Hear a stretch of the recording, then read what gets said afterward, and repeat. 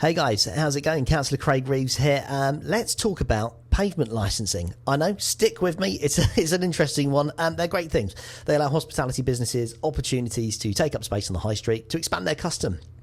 Invite those passing by to come by, spend their money, make the town look and feel great. Now, last night was a full council meeting at the Civic Hall for the District Council over in Pershore. During that meeting, we got to vote on some amendments made to that pavement licensing policy. Now, the policy, as I say, grants permission for hospitality businesses to have tables, chairs, barriers or shelters placed outside their premises on the pavement. Now, this has been a bit of a hot topic here in Evesham. There's been a bit of a let's turn a blind eye scenario over the last 4 years since changes were initially made to the policy to accommodate COVID. Now, understandably. But licensing and enforcement has been a bit blurred. And some businesses have been unaware that they require a licence.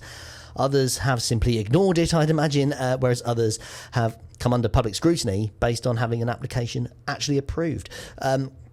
So as I say, it's a bit of a hot topic, and no doubt this has given reason for why, in part, this review has taken place. So why is a pavement licence important? Well, to some, it may just feel like red tape. And yeah, I get it. But there are a number of reasons why the policy exists. Firstly, safety. Where are customers sitting? Is it safe for them? Is a car likely going to come and plough into a customer? Is a visually impaired pedestrian going to walk into a barrier? Can a pushchair or wheelchair navigate around the furniture? Is a table or chair going to fall into the road, damage a vehicle or cause an accident? The licence also ensures that businesses are insured and have the relevant insurances for the space outside their frontage. It also means that businesses should bring in their tables and chairs, the furniture, after hours. Those that leave them out are breaking the rules. Why? Well, antisocial behaviour may congregate around unsupervised furniture, and these items may find their way, again, onto the road, causing an accident. It could be through abuse or from a storm that causes an issue. So there are many reasons, good reasons, why this policy is in place. But for those who visit our town centre, the number one thing people will notice about this policy, safety aside, is aesthetic. When applying for a licence, a business proposes a layout, and that, of course, is under the scrutiny of a local authority. But it's not the district or the town council, it is WRS, Worcestershire Regulatory Services. Now, what this amendment does is, whenever a licence application is made, then that application will now be forwarded to members, councillors at district and town council level to allow them to comment. So for me, this is a great step forward, as now our councils collectively have a say on the creative vision of our town.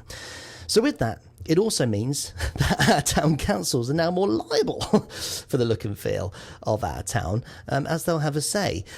For those who have been following me, you'll be aware of how important I think these policies are, and they help bring the town up creatively, because when policies do slip, the result has an adverse effect on our high street.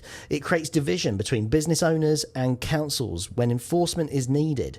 So let's hope that this aids what is, in my opinion, a positive steer for getting our town looking and feeling better, and bringing a knowledge to business owners about the need for these policies to be adhered to. Now, there is also a whole amendment that sees that this licence signposts people to relevant information for advertisement consent that you'll also need if you're going to be placing advertisements on the furniture that you put outside.